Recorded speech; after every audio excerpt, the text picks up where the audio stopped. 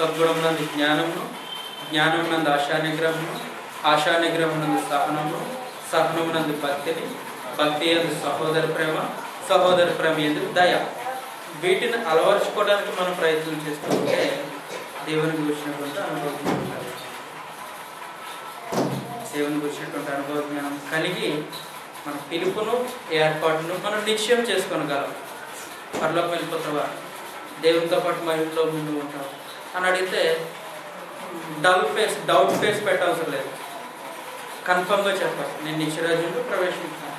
ఎందుకు దేవుని బట్టి ప్రవేశించగలవు? దేవుని గురించి అనుభవ జ్ఞానం నాకు ఉంది. ఎలా సంపాదించావు? ఇంకో ఈ లక్షణాలని నేను ప్రాక్టీస్ చేస్తూ ఉంటే అనుభవ జ్ఞానం నాకు కలుగుతూ, కాబట్టి నాకు కన్ఫర్మ్ అవుతుంది, కన్ఫర్మ్ అని చెప్పగలను. కాబట్టి దేవుని గురించినటువంటి అనుభవం, ప్రభువుని గురించినటువంటి అనుభవం సంపాదించుకోవడానికి, సంపూర్ణులు అవడానికి మనం సాగిపోతున్నాం. ఇలా చేయడం వల్ల ఏం కలుగుతుంది? పేతురు రాసిన 2వ పత్రిక 1వ అధ్యాయం 11వ వచనం. మీరిటి క్రియలు చేయవారైతే ఎప్పుడునూ తొట్టిల్లరు. అలాగున మన ప్రభువును రక్షకుడైన యేసుక్రీస్తు యొక్క నిత్యరాజ్యంలో ప్రవేశము మీకు సమృద్ధిగా అనుగ్రహింపబడును. మీరిటి క్రియలు చేయవారైతే, ఆ క్రియలు చేస్తూ ఉంటే తొట్టిల్లిపోయే అవకాశం ఉంటుందా? ఏం చెప్తున్నారంటే అట్టి క్రియలు చేస్తే తొట్టిల్లిపోయే అవకాశమే లేదు. అట్టి క్రియలు చేయకపోతే తొట్టిల్లిపోతుంది. మీరు ఇట్టి క్రియలు చేయవారైతే ఎప్పుడునూ తొట్టిల్లరు అని చెప్పి, అలాగున మన ప్రభు అయిన యేసుక్రీస్తు యొక్క నిత్యరాజ్యంలో ప్రవేశం మనకు సమృద్ధిగా లభిస్తుంది. నిత్యరాజ్యంలో ప్రవేశం సమృద్ధిగా లభిస్తుంది. ఎప్పుడంటే ఆ క్రియలు మనం చేస్తాం,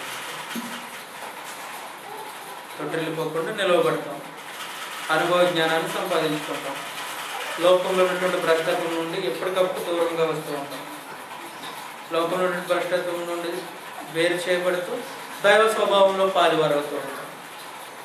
ఇలాంటి పరిస్థితి ఎప్పుడు కలుగుతుంది? అనుభవ జ్ఞానాన్ని మనం సంపాదించుకుంటాం. ఈ విధంగా విశ్వాసులైనటువంటి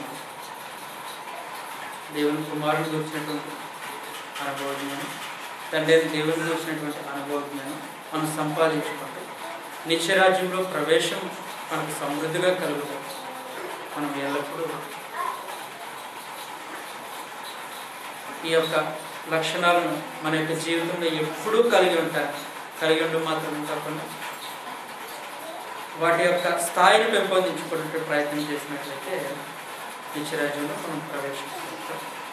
కాబట్టి ఆ విధంగా మనం జీవించడానికి మనం ప్రయత్నం చేస్తాం. యొక్క మాటలు మనం నేర్చుకున్నట్లు తండ్రి దేవుడు మనకు చేసినటువంటి సహాయం బట్టి తండ్రి దేవునికి యేసుక్రీస్తు వారి ద్వారా కృతజ్ఞతలు తెలియజేస్తున్నాను. సోదరులకు క్రీస్తు